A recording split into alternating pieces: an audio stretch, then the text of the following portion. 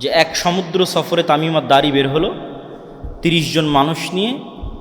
ঝড় বৃষ্টিতে নৌকার কোনো দিক থাকলো না, সমুদ্রের ঢেউ তাদের নিয়ে খেললো 1 মাস। 1 মাস পর যখন ঝড় বৃষ্টি থামলো, এক দ্বীপে গিয়ে ভিড়ল। সেই দ্বীপে দেখে এক জীব জন্তু জানোয়ার প্রাণী, যার আগা মাথা সব লোম দিয়ে ঢাকা, প্রাণী কথা বলতেছে। তা যেহেতু আমরা কোনোদিন গরু ছাগল মহিষ ভেড়া মুরগি এদের কথা বলতে দেখিনি, তাহলে জীবজন্তু জানোয়ার কথা বললে তো আমরা ভয় পেয়ে যাব। তো তাদেরও তাই হলো, তারা মনে করলো তো জিন। মানুষ কথা বলতে পারে, প্রাণী কিভাবে কথা বলে, পশু কিভাবে কথা বলে, জানোয়ার কিভাবে কথা বলে, জীব জন্তু কিভাবে কথা বলে। তো ওকে জিন শয়তান মনে করে মানুষের খোঁজে সে বলল যে এইদিকে এক মানুষ আছে, যাও দেখা কর। তো এই মনে করে সেই দিকে আগাতে থাকলো, গিয়ে দেখে সেখানে বৃহৎ আকৃতির এক মানুষ, যেরকম বৃহৎ আকৃতির মানুষ অতীতে কোনোদিন দেখেনি। তখন দাজ্জাল যদি বৃহৎ আকৃতির হয়, এটা সন্দেহের কিছু নয়। কেন সন্দেহের কিছু নয়? স্বয়ং আদম আলাইহিস সালাতু ওয়াস সালাম নিজেই 60 হাত, 30-40 মিটার, 10 তলা বিল্ডিংয়ের চেয়ে উঁচু হবে।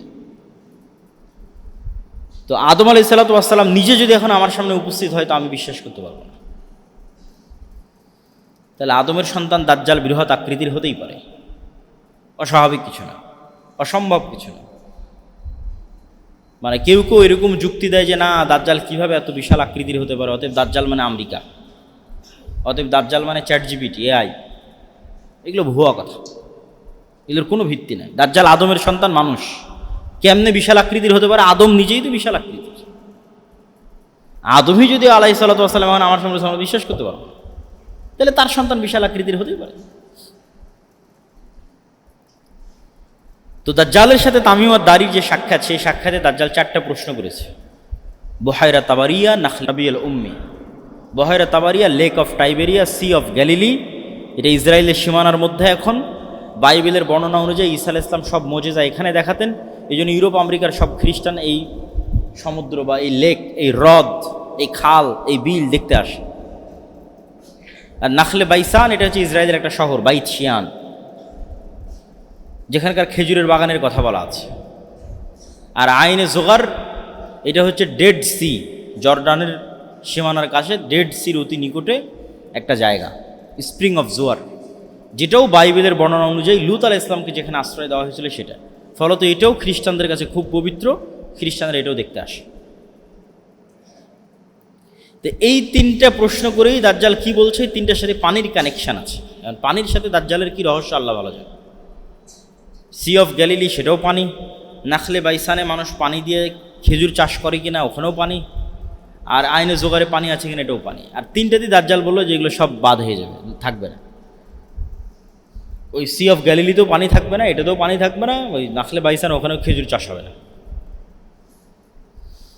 এখন কেউ কেউ মনে করে যে দাজ্জাল আসার আগেই মনে হয় এগুলোর পানি কমে যাবে, কিন্তু আর এক হাদিসে দেখা যাচ্ছে, ইয়াজুজ মাজুজের হাদিসে, যে ইয়াজুজ মাজুজ পৃথিবীতে এসে সবার আগে এই sea of Galilee, lake of Tiberias, এটার পানি খাবে।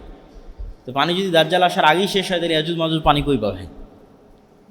তাহলে দাজ্জাল যে বললো পানি শেষ হয়ে যাবে, তো ইয়াজুজ মাজুজ খাওয়ার মাধ্যমে শেষ হয়ে যেতে পারে। এটা নিশ্চিত করে বলা যাবে না যে দাজ্জাল আসার আগেই শেষ হবে, এটা বলা যাবে। শেষ হবে একদিন না একদিন, ওই যে ইয়াজুজ মাজুজ আসার জন্য পানি খাবে, তখন শেষ হয়ে যাবে, আল্লাহ ভালো জানে।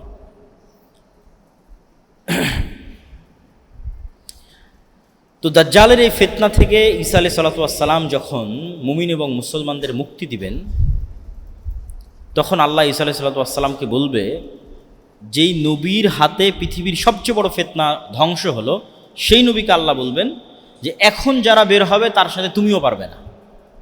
দাজ্জালের সাথে তো মুমিন মুজাহিদেরা পারেনি, তুমি ঈসা, তোমাকে পাঠালাম, তুমি পেরেছ। এখন যারা বের হবে তাদের সাথে তুমিও পারবে না। অতএব মুমিন মুজাহিদদের নিয়ে তুর পাহাড়ে আশ্রয় নাও। এখন বের হবে ইয়াজুজ মাজুজ, এদের সাথে আমার কোনো বান্দা এদের মোকাবেলা করতে পারবে। এদের সংখ্যা এত বেশি যে রাসূল সাল্লাল্লাহু আলাইহি ওয়াসাল্লাম বলছেন, আদমের সন্তানের প্রত্যেক 1000-এ 999 জন জাহান্নামে যাবে। প্রত্যেক 1000-এ 999 জন জাহান্নামে যাবে, আদমের সন্তান প্রত্যেক 1000-এ। তো সাহাবীরা হতাশ যে প্রত্যেক 1000-এ যদি 999 জন জাহান্নামে যায়, তাহলে আমাদের জান্নাতে যাওয়ার কোনো সম্ভাবনা নাই, আমরাও তাহলে জাহান্নামে। তখন রাসূল সাল্লাল্লাহু আলাইহি ওয়াসাল্লাম বলছে, হতাশ হওয়ার কিছু নাই, প্রত্যেক 1000-এ যে 999 জন জাহান্নামে যাবে, এই 999 জনের বেশিরভাগই ইয়াজুজ মাজুজ। ধরেন আল্লাহ নবী তো নির্ধারিত করে বলেন, আমরা যদি অনুমান করি, কথার কথা বলতেছি, যে প্রত্যেক 1000-এর 900 জন হচ্ছে ইয়াজুজ মাজুজ, আর বাকি 100 জন হচ্ছে স্বাভাবিক মানুষ। বাকি 100 স্বাভাবিক মানুষের 99 জন যাবে জাহান্নামে, 1 জন যাবে জান্নাতে, কথার কথা বলতেছে। তাহলে ইয়াজুজ মাজুজের সংখ্যা কত হতে হবে? তাহলে ইয়াজুজ মাজুজের সংখ্যা নিদেন পক্ষে ন্যূনতম আদম আলাইহিস সালাতু ওয়াস সালাম থেকে নিয়ে কিয়ামত পর্যন্ত যা মানুষ হবে তার 900 গুণ হতে হবে, তার কয়েক শত গুণ হতে হবে। এখন তো 600 কোটি, এই 600 কোটির কয়েকশো গুণ বলিনি, আদম থেকে নিয়ে কিয়ামত পর্যন্ত যা মানুষ এসেছে তার কয়েকশো গুণ হতে হবে ইয়াজুজ মাজুজকে। তাহলে এবার হিসাবে মিলবে যে আদম সন্তানের প্রত্যেক 1000-এ 900 জন জাহান্নামে যাবে, তার অধিকাংশটি ইয়াজুজ মাজুজ। তো ইয়াজুজ মাজুজ আদমের সন্তান। ইয়াজুজ মাজুজ যখন বের হবে, ঈসা আলাইহিস সালাতু ওয়াস সালাম মুমিন মুসলমানদের নিয়ে তুর পাহাড়ে আশ্রয় নেবেন। তো তুর পাহাড়ে যখন আশ্রয় নেবেন, তখন আবার সেম দাজ্জালের মতো বিপদ, খাবার নাই, চাষাবাদ নাই, ফল ফলাদি নাই। ওই বিপদে পড়ে আবার তারা কান্নাকাটি করবে আল্লাহর কাছে, আল্লাহ বিপদ থেকে উদ্ধার করে। ঈসা আলাইহিস সালামও কান্নাকাটি করবেন। তখন আল্লাহ বিশেষ এক রোগে আক্রান্ত করে ইয়াজুজ মাজুজকে ধ্বংস করবেন। ধ্বংসের বর্ণনা হাদিসে এভাবে আছে, কামাউতি নাফাসিন ওয়াহিদ। একটা মানুষ মারা গেলে যেমন হয়, লক্ষ লক্ষ কোটি কোটি ইয়াজুজ মাজুজ এরকম একবারে একসাথে at a second, at a moment মারা যাবে। কেউ আগে কেউ পরে হবে না, একসাথে সব 1 সেকেন্ডে শেষ। তারপরে ঈসা আলাইহিস সালাতু ওয়াস সালাম তুর পাহাড় থেকে নেমে আসতে চাইবেন, দেখবেন চারিদিকে শুধু লাশ আর দুর্গন্ধ। তখন তিনি আবার আল্লাহর কাছে দোয়া করবেন যে আল্লাহ, এই পৃথিবীতে তো বসবাসের উপযোগী 1 ইঞ্চি জায়গাও নাই, খাবো কি, চলবো কি? তখন আল্লাহ বিশেষ এক প্রকার পাখি পাঠাবেন, যেই পাখি এই লাশগুলোকে তুলে নিয়ে গিয়ে এমন জায়গায় ফেলে দেবে যেখানে মানুষ বসবাস করে না, আল্লাহর আদেশ। উত্তর মেরু, দক্ষিণ মেরু, সাইবেরিয়া, বরফ আচ্ছাদিত, যেখানে আল্লাহ চাই। তারপরে ঈসা আলাইহিস সালাতু ওয়াস সালাম নেমে আসবেন, আকাশ বৃষ্টি বর্ষণ করবে, জমিন ধুয়ে মুছে সাফ হয়ে যাবে, এবং 7 বছর ন্যায়ের শাসন চলবে।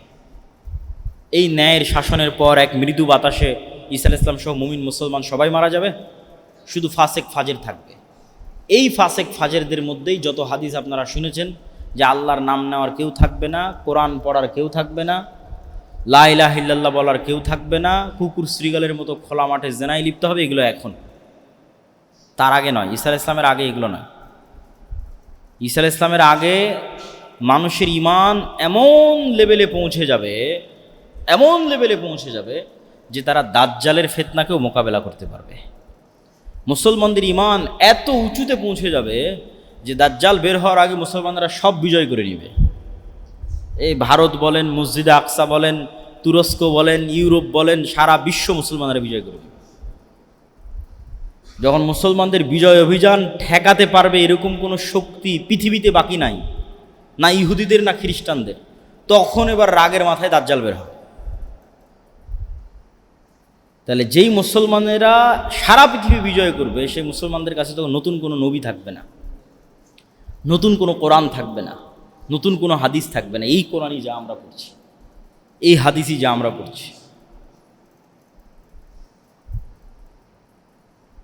তো ফলত ঈসা আলাইহিস সালামের পূর্বে এগুলো হবে না, যে কোরআন নাই, কাবা ঘরে হজ নাই, লা ইলাহা ইল্লাল্লাহর নাম নেওয়ার কেউ নাই, না। ঈসা আলাইহিস সালামের আগে তো মুসলমানরা বিশ্ব বিজয় করবে, দাজ্জালের আগে, দাজ্জালের পূর্বেই। তাহলে এগুলো হবে কখন? ঈসা আলাইহিস সালামের মৃত্যুর পরে। ঈসা আলাইহিস সালাম আসার আগ পর্যন্ত জ্ঞানের চর্চা থাকবে না, শুধু ইসলামের চর্চা থাকবে না, শুধু সর্বোচ্চ পর্যায়ে পৌঁছে যাবে, তার সর্বোচ্চ চূড়া এবং শিখরে পৌঁছে যাবে। বক্তব্যের যেহেতু জুমার খুতবা, সেহেতু আমরা এই আলোচনা অত বিস্তারিত এবং লম্বা করতে পারতেছি না, কিন্তু শিক্ষণীয় অংশটুকু বলে শেষ করি। 2টা উত্তর দিয়ে শেষ করবো। 1, এই দাজ্জাল এবং ইয়াজুজ মাজুজ আছে কোথায়, আর 2, এই দাজ্জালের ফিতনা থেকে বাঁচবো কীভাবে, দিয়ে বলে বক্তব্য শেষ। দাজ্জাল এবং ইয়াজুজ মাজুজ কোথায় আছে, এই প্রশ্ন উত্থাপন করে আমাদের ঈমান নষ্ট করা হয় এবং উল্টা পাল্টা ব্যাখ্যা দেওয়া হয়। বলে ইয়াজুজ মাজুজ হচ্ছে এই চাইনিজেরা ইয়াজুজ মাজুজ, কেউ বলে রাশিয়ানরা ইয়াজুজ মাজুজ, কেউ বলে আমেরিকা ইসরায়েল এরা ইয়াজুজ মাজুজ, কেউ বলেছিল হালাকুখা চেঙ্গিস খারে ইয়াজুজ মাজুজ। না, এগুলো উল্টাপাল্টা ব্যাখ্যা করা যাবে না। কেন মানুষের মনে হয় যে সারা পৃথিবী তো আমাদের কন্ট্রোলে, তো কোথায় ইয়াজুজ মাজুজ আর কোথায় দাজ্জাল?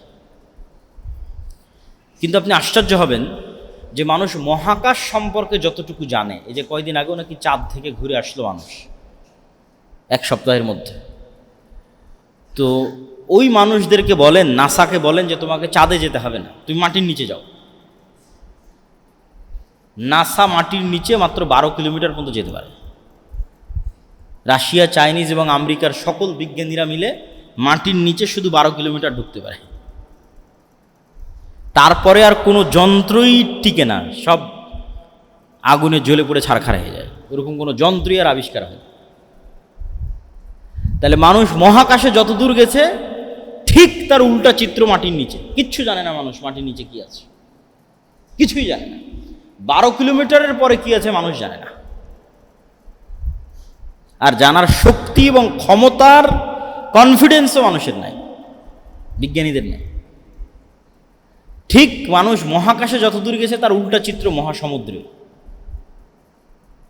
মহাসমুদ্রের এমনও জায়গা আছে, এমনও গভীর খাদ আছে যেগুলোতে পৃথিবীর কোনো যন্ত্র কাজ করে না, কোনো নেভিগেশন, কোনো ইন্টারনেট নেটওয়ার্ক। এই জন্য ওগুলো দিয়ে কোনো জাহাজও যায় না, ওগুলোর উপর দিয়েও কোনো উড়োজাহাজ যায় না। তাহলে মানুষ মহাকাশের রহস্য ভেদ করে নিয়েছে, খুব ভালো কথা, কিন্তু মাটির নিচের রহস্য মানুষ ভেদ করতে পারেনি। মহাসমুদ্রের রহস্য মানুষ ভেদ করতে পারেনি। তাহলে মানুষের সবচেয়ে দুর্বল জায়গা তো মাটির নিচে, মানুষের সবচেয়ে দুর্বল জায়গা তো সমুদ্রে। এটা সম্পর্কে মানুষ কিছুই জানে না, জানার ক্ষমতাই নাই, জানবে কীভাবে? সম্ভবই না। তাহলে সব আমার কন্ট্রোলে, এটা ভুল কথা। অতএব আল্লাহ সুবহানাহু তাআলা আলা কুল্লি শাইইন কাদির। আমাদের এখানে এই মসজিদে এখন ফেরেশতারাও আছে, তো আমরা দেখতে পাচ্ছি। আল্লাহ চাইলে এভাবেও আড়ালে রাখতে পারে দাজ্জাল ইয়াজুজ মাজুজকে, ফেরেশতা এবং জিনকে যেভাবে আড়ালে রেখেছে। আর এর হাজারো প্রমাণ সৃষ্টিজীবে আছে। কুকুর, আমার এই দাড়ি কালো, এটা কুকুর দেখতে পায় না, তাহলে ও আমাকে চিনে কীভাবে? আমার গন্ধে। এই মসজিদের মধ্যে যেটা পাখি ঢুকে, তাহলে ওই ফাঁকগুলো বের করতে পারবে না, দেওয়ালের সাথে কাঁচের সাথে বাড়ি খাবে। সাপ আপনাকে ভিন্নভাবে দেখে, আপনি যেভাবে সাপকে দেখতেছেন আর আপনি আর এক মানুষের সাপও হবে না। তো এরকম আমরা ফেরেশতা এবং জিনকে দেখতে পাচ্ছি না, ওরা আমাদের দেখতে পাচ্ছে। এটা একটা লেভেল, যেটাকে বিজ্ঞানীরা বলছে ডাইমেনশন। যাক, ওই ব্যাখ্যা বাদ। তো আল্লাহ সুবহানাহু ওয়া তাআলা সকল কিছুর উপর ক্ষমতা পান। ফেরেশতা এবং জিন যেভাবে আছে সেভাবেও রাখতে পারেন, যেখানে আল্লাহ সুবহানাহু ওয়া তাআলা ভালো মনে করছেন সেখানে রাখতে পারেন, এবং সবশেষ আর একটা হতে পারে আল্লাহ অন্য পৃথিবীতেও রাখতে পারেন। কেন আল্লাহ সুবহানাহু ওয়া তাআলা 7 আসমান এবং 7 জমিনের কথা কোরআনে বলেছেন, এবং 7 আসমান বানাতে আল্লাহর যা সময় লেগেছে 7 জমিন বানাতে আল্লাহর সেম সময় লেগেছে। তাহলে 7 আসমান যত বড়, 7 জমিনও তত বড়। এই জন্য অন্য জমিনেও আল্লাহ সুবহানাহু ওয়া তাআলা যদি রাখেন ইয়াজুজ মাজুজকে এবং দাজ্জালকে, তো এটা অসম্ভব, অস্বাভাবিক, ইম্পসিবল নয়। কিন্তু রেখেছেন অন্য জমিনে, এটাও নিশ্চিত করে বলা যাবে না। কিন্তু নাই অন্য জমিনে, এটাও বলা যাবে না। দাজ্জালের ফিতনা থেকে বাঁচবেন কিভাবে? দাজ্জালের ফিতনা থেকে বাঁচার ক্ষেত্রে বেশিরভাগ সময় সূরা কাহফের কথা বলা হয়েছে। সূরা কাহফে 4টা ব্যতিক্রম ঘটনা আছে। একটা ঘটনা তো আসহাবে কাহফ গর্তের মধ্যে হারিয়ে গেল।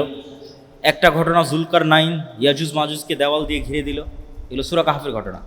একটা ঘটনা মুসা আর খিজির আলাইহিস সালাতু ওয়াস সালামের ঘটনা। আর একটা ঘটনা 2 ভাইয়ের বাগান এক রাতের মধ্যে নিমিষে ধ্বংস হয়ে যাবে। এই 4টা গুরুত্বপূর্ণ ঘটনা সূরা কাহফে আছে। এই 4টা ঘটনার সারমর্ম শিক্ষা যা, ওঠেই মানুষকে দাজ্জালের ফিতনা থেকে বাঁচাতে পারবে। তো খিজির আলাইহিস সালাতু ওয়াস সালামের ক্ষেত্রেও অনেক গবেষক প্রশ্ন উত্থাপন করেছে। কেন নিশ্চিত জ্ঞান তো কারো কাছে নাই, এই জন্য নিশ্চিত দাবি করা যাবে না, কিন্তু প্রশ্ন অবশ্যই করা যায়। প্রশ্নটা কি? যে খিজির আলাইহিস সালাতু ওয়াস সালাম যদি পৃথিবীরই হতেন, তাহলে আল্লাহ মুসা আলাইহিস সালামকে বলে দিতেন অমুক গ্রামে, অমুক শহরে, অমুক দেশে যাও, খিজির আছে। এইভাবে আল্লাহ সুবহানাহু ওয়া তাআলা ঠিকানা না দিয়ে বললেন মৃত মাছ ভেজে ব্যাগে নিয়ে নাও, সমুদ্রের ধার দিয়ে হাঁটতে থাকো, যেখানে ওই মাছ জীবিত হয়ে সমুদ্রে চলে যাবে ওখানে পাবা। আবার যখন খিজির আলাইহিস সালাতু ওয়াস সালামকে পেলেন, খিজির আলাইহিস সালাম সালাম, কি ব্যাপার দুনিয়াতে সালাম কে দেয়? জান্নাতের সালাম।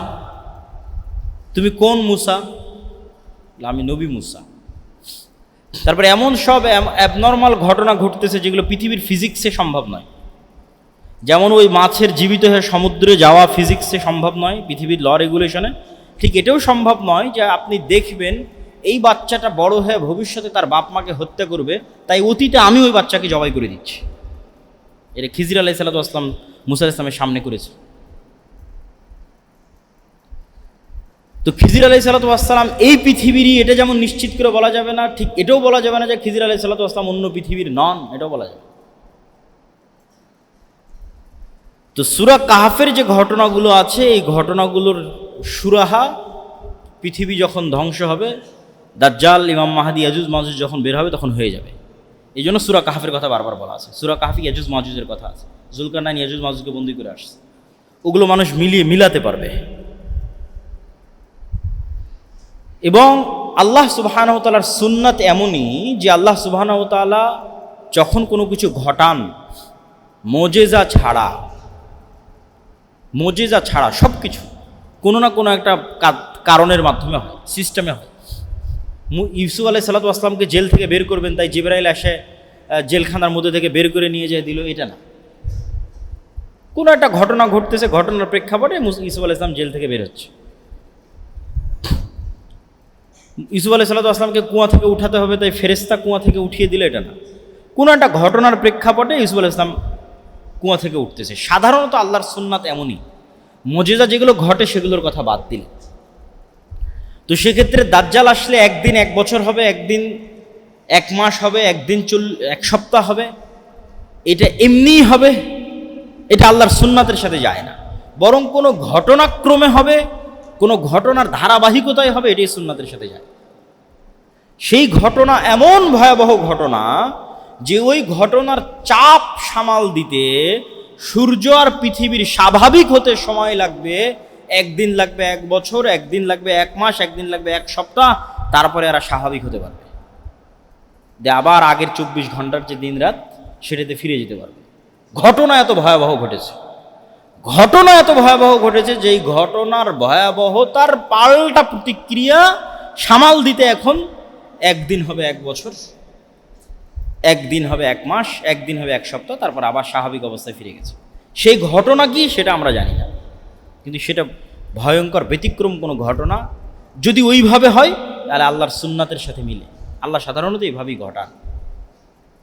হ্যাঁ, আল্লাহ চাইলে সূর্য এবং পৃথিবীকে আদেশ দিয়েও একদিন 1 বছর করতে পারেন, একদিন 1 মাস করতে পারেন, একদিন 1 সপ্তাহ করতে পারেন, এটাও অসম্ভব নয়।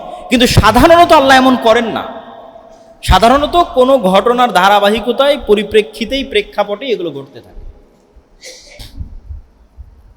ফলত দাজ্জালের আগমনের সাথে সংশ্লিষ্ট যে বিষয়গুলো, এই বিষয়গুলো সূরা কাহফের যে ব্যতিক্রম ঘটনাগুলো আছে, এগুলোর চেয়েও ব্যতিক্রম। মানে আপনি দাজ্জালের ঘটনার উপর বলবেন যে আমি ঈমান আনতে পারতেছি না, তাহলে এগুলো তো আল্লাহ অতীতে ঘটেছে বলতেছে।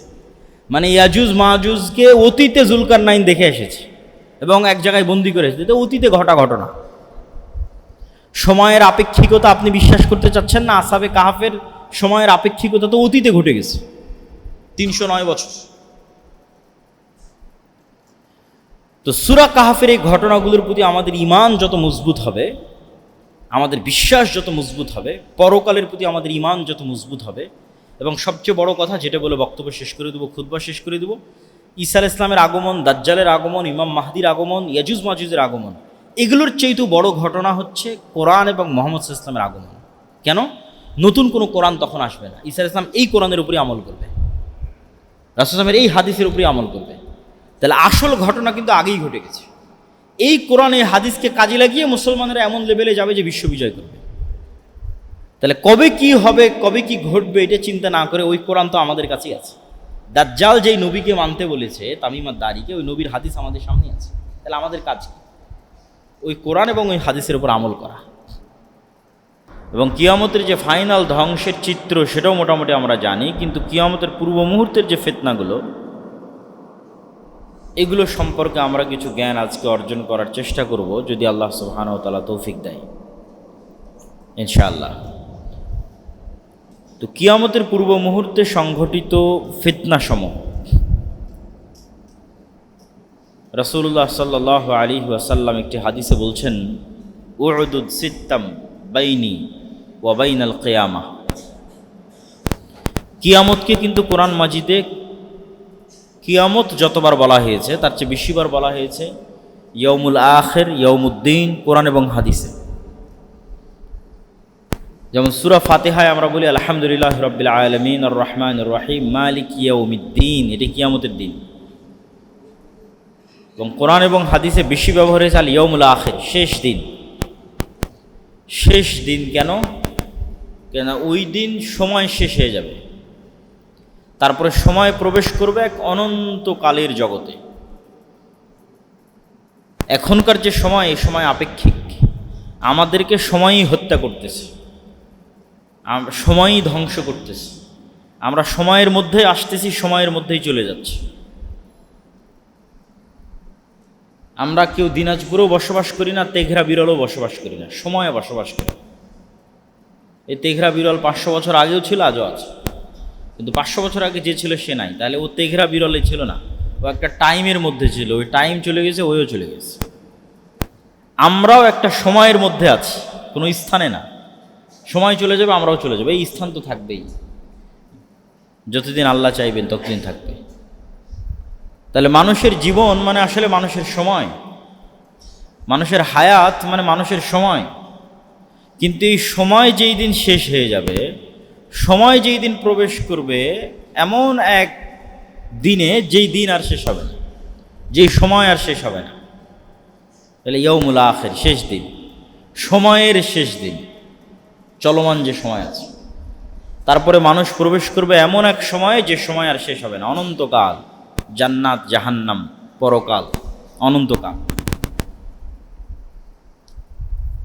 তো তোমরা কিয়ামতের মাঝে, শেষ দিনের মাঝে, বিচার দিবসের মাঝে আর আমার মাঝে 6টা জিনিসকে গণনা করো। 1 নম্বর মাউতি, আমার মৃত্যু। কিয়ামতের সবচেয়ে বড় আলামত মুহাম্মদ সাল্লাল্লাহু আলাইহি ওয়াসাল্লামের প্রেরণ, আগমন এবং তার মৃত্যু। কেন আগে যত নবী রাসূল এসেছে তাদের মৃত্যুর পর মানুষ অপেক্ষা করত নতুন নবীর, খুঁজতো কোথায় নতুন নবী আসতেছে। আর মুহাম্মদ সাল্লাল্লাহু আলাইহি ওয়াসাল্লামের মৃত্যুর পর আমরা অপেক্ষা করতেছি নতুন নবীর না কিয়ামতের অপেক্ষা করতেছি। তাহলে সারমর্ম হচ্ছে ঈসা আলাইহিস সালাতু ওয়াস সালামের পরে মুহাম্মদ সাল্লাল্লাহু আলাইহি ওয়াসাল্লাম আসবে, ইব্রাহিম আলাইহিস সালাতু ওয়াস সালামের পরে ইসহাক আলাইহিস সালাতু ওয়াস সালাম আসবে। এটা সারমর্ম। কিন্তু মুহাম্মদ সাল্লাল্লাহু আলাইহি সাল্লামের পরে কিয়ামত হবে, এটা সারমর্ম।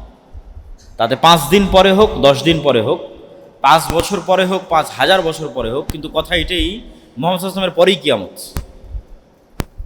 তাহলে কিয়ামতের সবচেয়ে বড় আলামত শেষ নবীর আগমন। আর নবী আসবে না, শেষ নবী চলে এসেছে। এখন কি হবে? কিয়ামত হবে। আর অতীতে যত নবী রাসূল এবং তাদের উম্মত যত ফিতনায় পতিত হয়েছিল, উম্মতে মুহাম্মাদি পৃথিবীর সবচেয়ে বড় ফিতনায় পতিত হবে। নূহ আলাইহিস সালাতু ওয়াস সালামের কওম পড়েছিল শিরকের ফিতনায়। আদম আলাইহিস সালাতু ওয়াস সালাম পড়েছিলেন একটি নির্ধারিত গাছের নিকটে যাওয়া নিষেধ করার যে ফিতনা, সেই ফিতনায়। হাবিল এবং কাবিল পড়েছিল নিজের ভাইকে হত্যা, হিংসা, নারীর লোভ, লালসার ফিতনায়। লূত আলাইহিস সালাতু ওয়াস সালামের কওম পড়েছিল জেনার ফিতনায়। কিন্তু উম্মতে মুহাম্মাদির জন্য পৃথিবীর সবচেয়ে বড় ফিতনা অপেক্ষা করছে, যা এগুলোর চেয়ে বড়, যা ফেরাউনের ফিতনার চেয়ে বড়, নমরুদের ফিতনার চেয়ে বড়। সেই ফিতনা হচ্ছে দাজ্জালের ফিতনা। কেন দাজ্জালের ফিতনা ফেরাউন এবং নমরুদের ফিতনার চেয়ে বড়? কেননা আমাদের সামনে যে কোরআন আছে, এই কোরআনে যত যুক্তি তর্ক শিরকের বিরুদ্ধে, বাতিল ইলাহের বিরুদ্ধে তুলে ধরা আছে, সেই সকল যুক্তি তর্কের সারমর্ম হচ্ছে, হে দুনিয়ার মানুষ, তোমরা যেই সমস্ত ইলাহের ইবাদত করতেছ এরা কেউ রব হওয়ার যোগ্য নয়। সারমর্ম, যে রব হওয়ার যোগ্য নয় সে ইবাদতেরও যোগ্য নয়। এই দুটা বাক্যকে কোরআনে হাজারো অ্যাঙ্গেল থেকে ফুটিয়ে তোলা আছে। যেমন দুই একটা অ্যাঙ্গেল বলি। কোরআনে আল্লাহ সুবহানাহু ওয়া তাআলা বলবেন, ইব্রাহিম আলাইহিস সালাম বলতেছে তার বাপকে, ইয়া আবাতি লিমা তা'বুদ, হে আমার পিতা আপনি কেমনে এমন মূর্তির পূজা করেন যে মূর্তি শুনে না দেখে না। যে মূর্তি শুনে না দেখে না এটা বলে কি বুঝাতে চাওয়া হচ্ছে? যে তুমি যে মূর্তির ইবাদত করতেছো এই মূর্তির রব হওয়ার যোগ্যতা নাই। কেন? শুনতে পায় না, দেখতে পায় না। যার রব হওয়ার যোগ্যতা নাই তার তুমি কেমনে ইবাদত করো? আর এক জায়গায় গিয়ে আল্লাহ সুবহানাহু ওয়া তাআলা বলবে কোরআন মাজিদে, তোমরা যেই সমস্ত বাতিল ইলাহের ইবাদত করো এদেরকে বলো তো যারা একটা মাছি সৃষ্টি করতে পারবে কিনা। কেন আল্লাহ এই কথা বলতেছে? তাহলে আমি যে শাহজালাল বলেন, শাহপরাণ বলেন, মা কালী বলেন, মা দুর্গা বলেন, ঈসা আলাইহিস সালাম বলেন, মারিয়াম আলাইহিস সালাম বলেন, দুনিয়াতে যার যার মানুষ ইবাদত করতেছে এদেরকে আল্লাহ চ্যালেঞ্জ দিচ্ছে যে এদের বলো এরা মাছি সৃষ্টি করতে পারবে কিনা। যদি মাছি সৃষ্টি করতে না পারে তাহলে তারা রব হওয়ার যোগ্য নয়। যদি রব হওয়ার যোগ্য না হয় তাহলে কেমনে ইবাদতের যোগ্য? তোমরা দুনিয়াতে যত মানুষের ইবাদত করতেছে এদের বলো যে লাম ইয়ালিদ ওয়া লাম ইউলাদ, এদের বাপ মা আছে কিনা। ঈসা আলাইহিস সালাম, মারিয়াম আলাইহিস সালামের বাপ মা আছে কিনা। শাহজালাল, শাহপরানের বাপ মা আছে কিনা। যদি থেকে থাকে তাহলে তারা রব হওয়ার যোগ্য হলো না। তোমরা যাদের ইবাদত করছো তাদের দেখো যে এরা আল হাই আল কাইয়ুম, চিরঞ্জীব কিনা না মারা গেছে। যদি শাহজালাল মারা গিয়ে থাকে, যদি মারিয়াম আলাইহিস সালাম মারা গিয়ে থাকে, যদি মা কালী, মা দুর্গা এদের মৃত্যু হয়ে থাকে তাহলে তারা রব নয়। যদি এরা রব না হয় তাহলে এরা ইবাদতের যোগ্য নয়।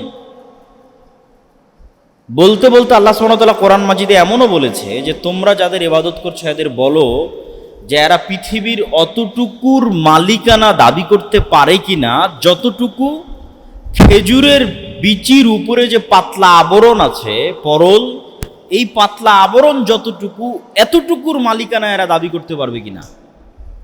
ওটাও বাদ দিলাম, আল্লাহ এভাবেই বলছেন, ওটাও বাদ দিলাম, বাদ দাও। তাদেরকে বলো মালিকানা বাদ, আমি আল্লাহ মালিক, আমার সাথে এরা হেল্প করেছে কিনা সেই দাবি করুক। যে আমি আসমান জমিন সহযোগিতা করেছি, শাহজালাল বলুক যে আমি আসমান জমিন বানাতে আল্লাহকে হেল্প করেছি।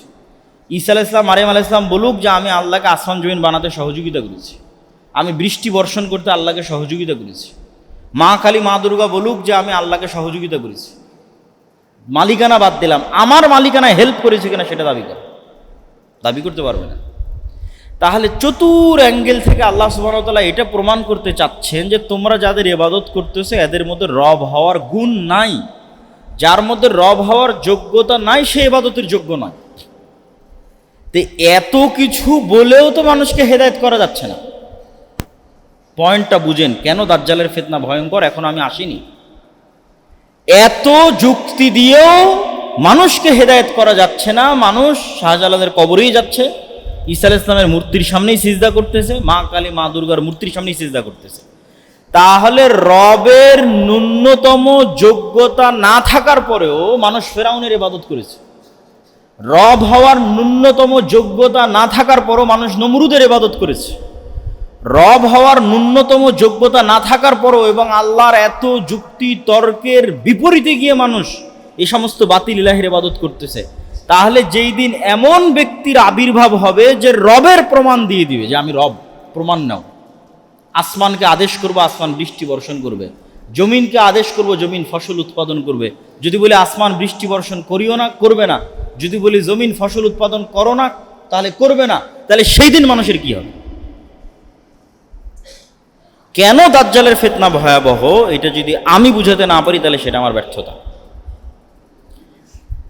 বাতিল ইলাহ যাদের রব হওয়ার ন্যূনতম যোগ্যতা নাই তাদের থেকেই তো মানুষকে হেদায়েত করা যাচ্ছে না।